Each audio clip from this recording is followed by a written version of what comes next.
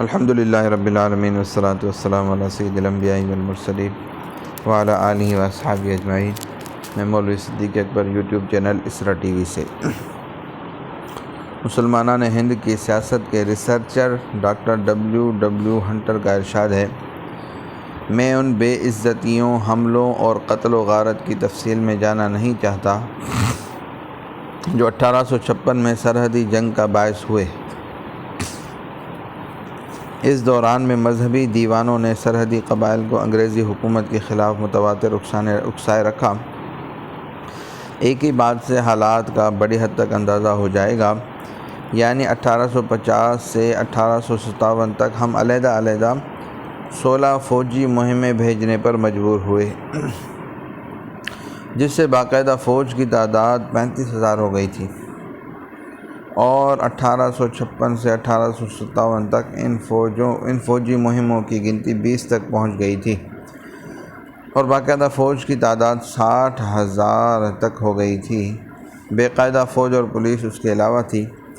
اس اثناء میں ستیانہ کیمپ، جو ہر وقت ہمارے خلاف سرحد میں تعصب کے جذبات کو ابھارتا رہتا تھا، نہایت عقل مندی سے ہماری فوج کے ساتھ براہ راست مقابلہ کرنے سے گریز کرتا رہا، لیکن 1857 میں انہوں نے ہمارے خلاف عام اتحاد کی بنا ڈالی، جس میں قبیلہ یوسف زئی اور قبیلہ پنج تار نے خاص طور پر حصہ لیا۔ اس سال ان لوگوں نے یہاں تک گستاخانہ دلیری سے کام لیا کہ اس علاقے میں معین سرکاری افسران سے تخویف مجرمانہ میں مدد کرنے کا مطالبہ کرنے لگے۔ انکار کرنے پر وہ اس قدر برانگیختہ ہو گئے کہ ہمارے علاقے پر چڑھ دوڑے اور لیفٹیننٹ خوان کے کیمپ پر شبخون مارا، جو اس علاقے کا اسسٹنٹ کمشنر تھا، اور اس نے بڑی مشکل سے جان بچائی۔ اب ہمارے لیے زیادہ دیر کی گنجائش نہیں تھی، چنانچہ سر سڈنی کوٹن 5,000 فوج کی مائیت میں پہاڑی علاقے میں داخل ہوا۔ بہرحال اس تنظیم سے تعلق رکھنے والے مجاہدین نے جو کچھ قربانیاں پیش کی وہ اپنی جگہ قابل قدر اور واجب الاحترام ہیں، مگر یہاں بحث ان مجاہدین سے ہے جنہوں نے اندرون ہند تحریک میں حصہ لیا، بالخصوص وہ مجاہدین ذی احترام جو محاذ دہلی پر شہید ہوئے۔ آئندہ صفحات میں ان کے متعلق کچھ تفصیل پیش کی جا رہی ہے۔ وہابی مجاہدین کا کردار اور شان جانبازی۔ یادش بخیر سر سید احمد خان صاحب کا بیان ملاحظہ فرمائیے۔ اس زمانے میں جن لوگوں نے جھنڈا جہاد کا بلند کیا، ایسے خراب اور بد رویہ اور بد اطوار آدمی تھے کہ بجز شراب خوری اور تماش بینی اور ناچ و رنگ دیکھنے کے کچھ وظیفہ ان کا نہ تھا۔ چند بد ذاتوں نے دنیا کی طمع اور اپنی منفعت اور اپنے خیالات پورے کرنے کو اور جاہلوں کو بہکانے اور اپنے ساتھ جمعیت جمع کرنے کو جہاد کا نام لے دیا۔ پھر یہ بات بھی مفسدوں کی حرم زدگی تھی، نہ واقعے میں جہاد۔ یہ دہلی کے علم برداران حریت کے متعلق ارشاد ہے، کیونکہ دہلی کے علاوہ اور مقامات کے محبان آزادی کے متعلق ایک سطر اوپر یہ گوہر فشانی ہو چکی ہے، اور یہ جوہر ضلع میں پاجی اور جائلوں کی طرف سے جہاد کا نام ہوا۔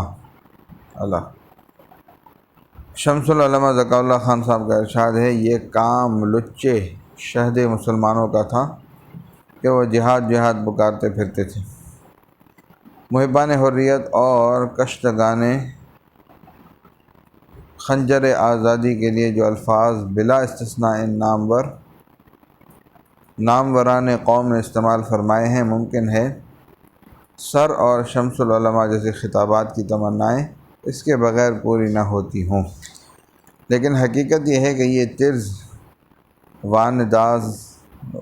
انداز نہ صرف ان کی عزت و عظمت کے لیے بلکہ دہلی مرحوم کی روایتی تہذیب و شرافت کے لحاظ سے بھی باعث ننگ و عار ہے۔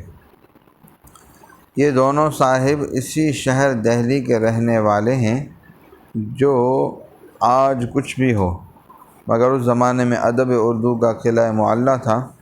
کہ ادب اردو کی متانت و سنجیدگی اس بے ادبی کو برداشت کر سکتی ہے؟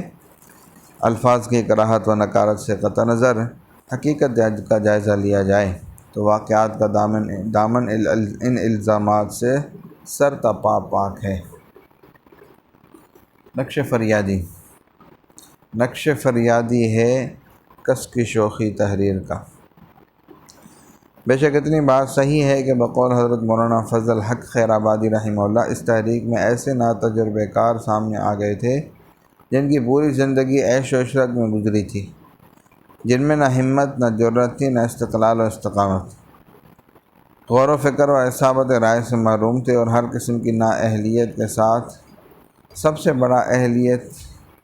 بڑی اہلیت یہ رکھتے تھے کہ بادشاہ سے ان کا کوئی رشتہ تھا۔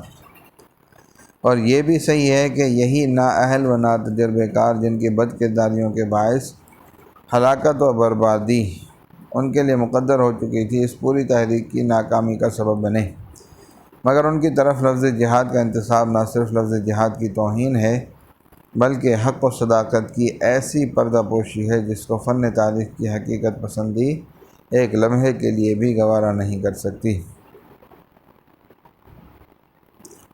یہ لوگ جہاد کا جھنڈا تو کیا بلند کرتے جو علم برداران جہاد تھے۔ خود سید صاحب اسی کتاب میں تحریر فرماتے ہیں کہ وہ مجاہدین ان کو بہت برا سمجھتے تھے۔ شمس العلماء کا ارشاد ہے کہ وہ ان کو خولا خبت جانتے تھے۔ ستم رسیدہ فوجیں جنہوں نے اپنی اپنی چھاونیوں میں انقلاب برپا کر کے دہلی کا رخ کیا یا اپنی ہی جگہ جنگ آزادی میں مصروف ہو گئیں، ان کی قربانیوں سے انکار نہیں کیا جا سکتا، اور جس بے جگری کے ساتھ عواقب و نتائج سے بے پرواہ ہو کر عوام نے ان فوجوں کا ساتھ دیا اور جس طرح ہر قسم کی تباہی اور بربادی کے لیے اپنے آپ کو پیش کر دیا، عوامی تحریکات کی تاریخ میں وہ بھی ایک انوکھی اور نادر مثال ہے جس کی نظیر تاریخ عالم میں بہت کم ملتی ہے۔ لیکن حقیقت یہ ہے کہ جن کو وہابی جہادی کہا جاتا ہے وہ ان سب سے ممتاز گروہ ہے۔ پہلے باب میں تنظیم کا تذکرہ کرتے ہوئے یہ تو بتایا جا چکا ہے کہ دہلی کے اصل باشندوں کی تعداد بقول شمس العلماء تقریباً 200 تھی۔ یہ سرفروش و جانباز زیادہ تر بیرون جات سے آئے ہوئے تھے، جن میں ٹونک کو یہ خاص شرف حاصل تھا کہ وہاں سے کم و بیش 2000 آئے تھے۔ اس باب میں ان کے کردار پر روشنی ڈالنی مقصود ہے۔ سب سے پہلے وجہ تسمیہ معلوم کر لیجیے۔ وہ خود ایک روشنی ہے جس میں ان جانبازان صداقت کے نورانی چہرے صاف نظر آتے ہیں۔ وہابی صلی اللہ تعالیٰ علی حبیب سیدنا محمد وعلی آلہ وصحبہ اجمعین برحمتک یا ارحم الراحمین۔